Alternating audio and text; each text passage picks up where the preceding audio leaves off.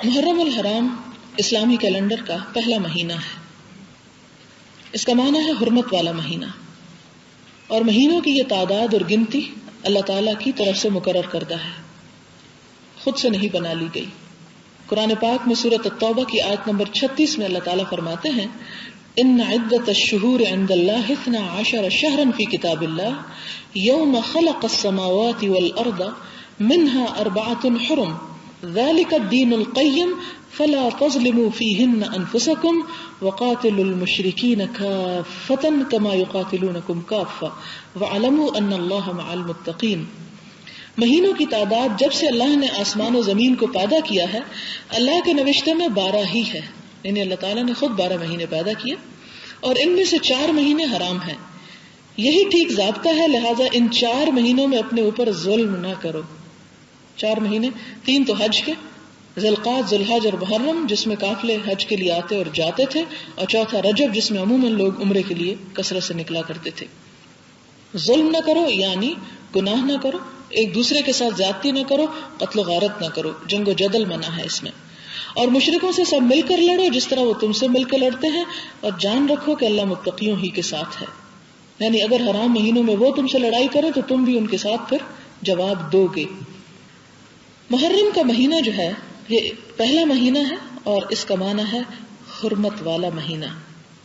اور بخاری اور مسلم کی روایت میں آپ صلی اللہ علیہ وسلم نے اپنے حج کے خطبے میں فرمایا کہ زمانہ گھوم گھام کر اپنی اصلیت پر آ گیا ہے.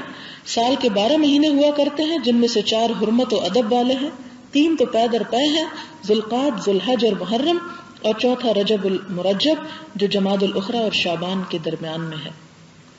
اسلامی سال کی ابتدا محرم الحرام سے ہوتی ہے اور اس مقدس مہینے کی عظمت ابتدائے آفرینش سے ہے. اس کے بارے میں ایک حدیث غنیت الطالبین کے اندر روایت ہوئی ہے جس کا ترجمہ آپ کی خدمت میں پیش کرتی ہوں. اسی ماہ اللہ تعالیٰ نے زمین، آسمان، پہاڑ، سمندر، لوح، قلم، جبریل اور دیگر فرشتوں کو پیدا کیا. اسی ماہ میں حضرت آدم کو پیدا کیا اور ان کی توبہ قبول ہوئی. عاشورہ محرم میں حضرت نوح علیہ السلام کو طوفان سے نجات دی. حضرت ابراہیم علیہ السلام اسی مہینے پیدا ہوئے. اسی مہینے میں آگ گلزار ہوئی، فرعون غرق ہوا. موسیٰ علیہ السلام کو فرعون کے ظلم و تشدد سے نجات ہوئی. حضرت یونس علیہ السلام مچھلی کے شکم سے باہر آئے. اسی مہینے حضرت ادریس علیہ السلام مکان علیہ میں پہنچے. حضرت ایوب علیہ السلام شفا یاب ہوئے. حضرت داؤد علیہ السلام کی توبہ قبول ہوئی. حضرت سلیمان کو سلطنت ملی. اللہ تعالیٰ عرش پر مستوی ہوئے. اسی ماہ میں قیامت آئے گی. یہ خلاصہ ہے اس حدیث کا جو امام عبد القادر جیلانی نے اپنی کتاب میں لکھی ہے صفحہ 676 پر. اسلام سے قبل لوگ عاشورہ محرم کا روزہ رکھتے تھے، پہلے 10 دن روزہ رکھتے تھے اور اس کے خاتمے پر عید کی طرح خوشی مناتے تھے. اسلام کے بھی ابتدائی دنوں میں عاشورہ محرم کا روزہ فرض تھا. رمضان کے بعد اس کی فرضیت تو ختم ہو گئی لیکن مستحب ہونے کا درجہ اب بھی باقی ہے. بخاری اور مسلم کی روایت ہے حضور صلی اللہ علیہ وسلم جب مدینہ تشریف لے گئے تو یہودیوں کو عاشورہ محرم کا روزہ رکھتے ہوئے دیکھا تو فرمایا تم اس دن روزہ کیوں رکھتے ہو؟ انہوں نے جواب دیا کہ یہ ہماری نجات کا دن ہے. اس دن اللہ تعالیٰ نے بنی اسرائیل کو فرعون سے نجات دلائی. تو موسیٰ علیہ السلام نے شکریہ کا روزہ رکھا. آپ نے فرمایا حضرت موسیٰ علیہ السلام کے ساتھ ہم تم سے زیادہ موافقت رکھتے ہیں، اس لیے آپ نے خود بھی روزہ رکھا اور صحابہ کرام کو بھی روزہ رکھنے کا حکم دیا. لہذا 10ویں تاریخ کو روزہ رکھنا جو ہے بہت بابرکت ہے. ایک حدیث میں ہے افضل الصیام بعد رمضان شہر اللہ المحرم. مسلم کی روایت ہے کہ رمضان المبارک کے بعد اللہ تعالیٰ کے نزدیک سب سے افضل ترین روزہ محرم کا روزہ ہے، یعنی 10ویں محرم کا روزہ.